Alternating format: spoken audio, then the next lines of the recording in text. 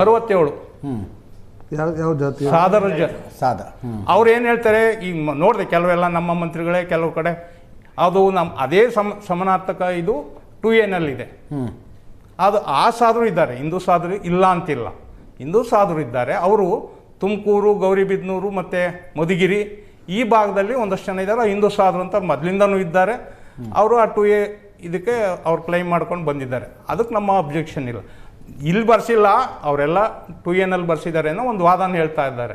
ಆದರೆ ಅಲ್ಲಿ ಎಷ್ಟು ಬಂದಿದೆ ಅಂದರೆ 187 ಬಂದಿದೆ. ಅಲ್ಲಿ 2 ಕೋಟಿ ಕೊಟ್ಟಿದ್ದಾರೆ, ಹಿಂದೂ ಸಾಧರು ಅಂತ 1 ಕೋಟಿ ಕೊಟ್ಟಿದ್ದಾರೆ.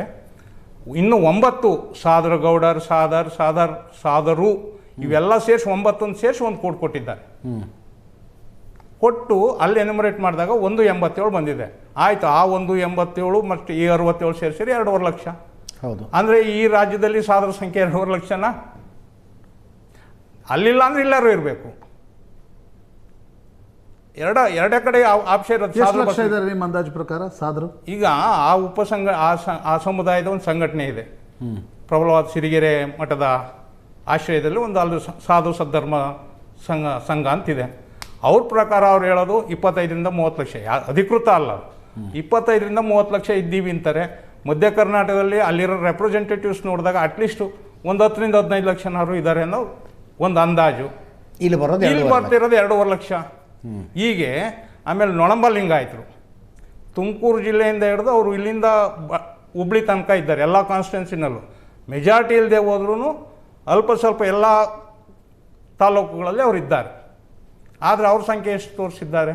1.5 ಲಕ್ಷ. ಅವರು ಬೇರೆ ಎಲ್ಲೂ ಬರ್ಸ್ಲಿಕ್ಕೆ ಸಾಧ್ಯ ಇಲ್ಲ. ನೊಳಂಬ ಅಲ್ಲೂ 2 ಕೊಟ್ಟಿದ್ದಾರೆ. ತಪ್ಪದು, ಅವ್ರು ಬೇಡ 1 ಕೋಟಿ ಅಂತೇಳಿ. ನೊಳಂಬಗೆ ಏನು ಡಿಫ್ರೆನ್ಸ್ ಇದೆ? ನಾವು ಅದನ್ನು ಆಯೋಗದ ಮುಂದೆ ಹೇಳಿದ್ವಿ.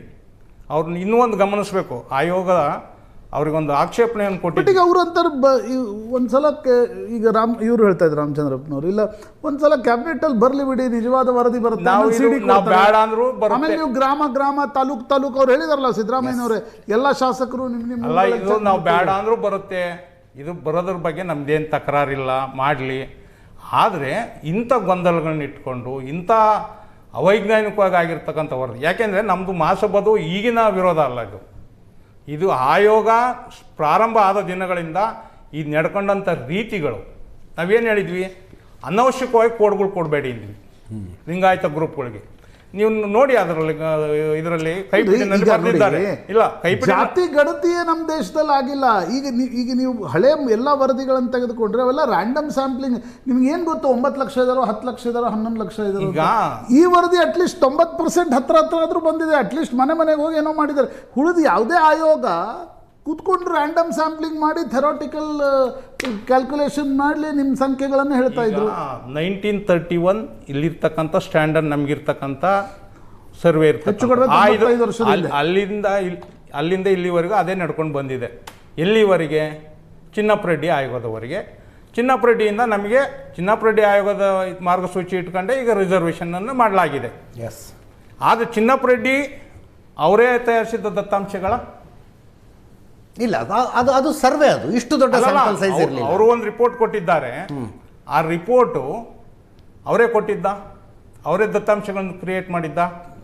ಇಲ್ಲ, ವೆಂಕಟಸ್ವಾಮಿ ಆಯೋಗ ಕೊಟ್ಟಂತ ದತ್ತಾಂಶಗಳನ್ನ ಇಟ್ಕೊಂಡ್ರು. ಯಾಕಂದ್ರೆ ವೆಂಕಟಸ್ವಾಮಿ ಆಯೋಗದ ಸ್ಯಾಂಪ್ಲಿಂಗ್ ಅಲ್ಲ, ಅದು sampling actual house hold survey ಅಲ್ಲ. ಅದು ಇಲ್ಲಿ ತನಕ ಆಗಿರೋದು 1931 ಬಿಟ್ಟು ಎಲ್ಲಾ ಸರ್ವೆಗಳನ್ನು 11 ಆಯೋಗಗಳಾಗಿದ್ದಾವೆ. 11 ಆಯೋಗಗಳು ಸ್ಯಾಂಪಲ್ ಸರ್ವೆನೇ ಮಾಡಿರ್ತಕ್ಕಂಥದ್ದು. ಈಗ ಸ್ಯಾಂಪಲ್ ಸರ್ವೆ ಮಾಡಬೇಕಾದ್ರೆ ನನ್ನನ್ನು 15-17% ತೋರಿಸಿದಾಗ ನನ್ನನ್ನು ನಿಖರವಾದ ಸಮೀಕ್ಷೆ ಮಾಡುವಾಗ ನೀನು 10-11 ತಂದರೆ ಹೇಗಿರ್ತದೆ?